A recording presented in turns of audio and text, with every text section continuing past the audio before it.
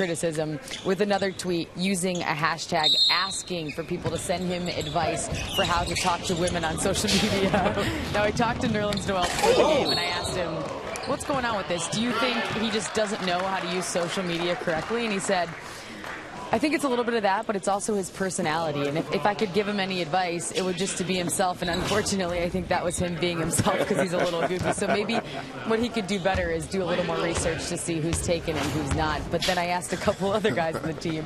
They hadn't heard about it, so I had to break the news to them, and they can't wait to give him a hard time. They said they're going to get together and put together some hashtag advice for him on Twitter. Surprisingly enough, Allie, I have the same problem. It's all Twitter's fault. No, you don't need Twitter because you have the scarves.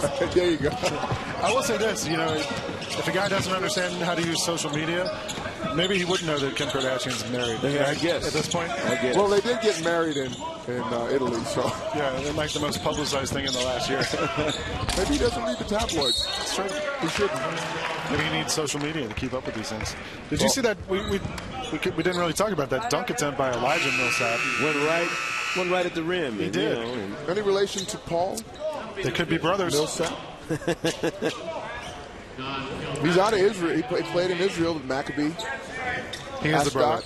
Yes. He's Paul Millsap's brother. That's his brother. Yeah, I knew that. No. It's all fun. He went at Hyman, though. Rick just went at me. He's going to punch you in the head. Here we go. Okay, Scotty Wilbekin. Hey, were you surprised that a guy like Wilbekin, with as much of a body of work as he had in college, would have so many tattoos?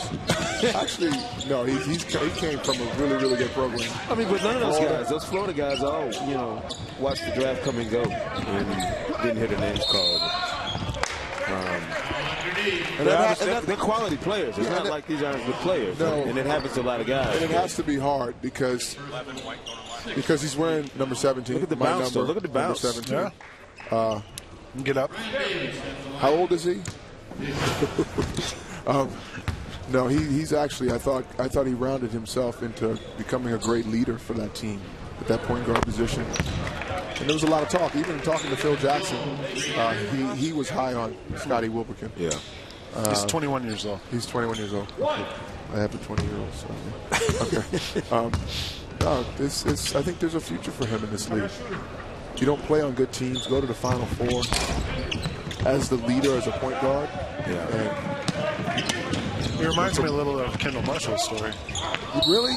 Well, yeah. You know what I mean? Like a guy who was a great player in a great conference and had a long, good career, and you knew he was going to be a good NBA player, and then couldn't really find a place in the NBA. And now he seems to have found. Although today the Lakers made a move with him, which is supposedly but supposedly designed to be able to bring him back long-term on a long-term deal. I think the difference too, Lang, is that Wilbekin's a 4-year guy, college guy. True. Yep. Kendall Marshall played at a high level for a couple of seasons in a really high-profile situation at Carolina, but I don't know. I think there's more. When you can dream about the upside of a player after a couple of years, it's different than when you play 4 years. And we've seen absolutely everything we think we can see about you. Yeah. And you still don't end up getting drafted. It's just different. Yeah. Well, he was with the Grizzlies in the Orlando Summer League, and now here with the Sixers. Sixers probably have, as a young team, they're going to have opportunities and openings for an individual to come in into training camp and actually play well enough. Yeah. To get minutes. Not just make the team. Yeah, not to just make the team. Well, they only have to. I mean, they got Eric Maynard and Michael Carter-Williams. The only point guards on the contract as of right now. I like his tenacity. He plays with a nice, in-your-face demeanor on defense, and he attacks you on offense. I mean, he plays like a guy who's played the position. But it's like all these years. It's like a controlled tenacity. Yes. You don't feel like he's on the edge. Reckless. It's absolutely under control. Yeah. And we were speaking about that earlier. The tempo of the game, finding it. Does your game naturally move with the flow of an NBA speed? And some guys just look like they're at home. Yeah. And other guys are just, really, really trying to find it. They either get going too fast, which creates turnovers, take bad shots, rush shots, or they're quite frankly overwhelmed and paralyzed by the moment. Adonis Thomas, 9 points so far today, leading both teams.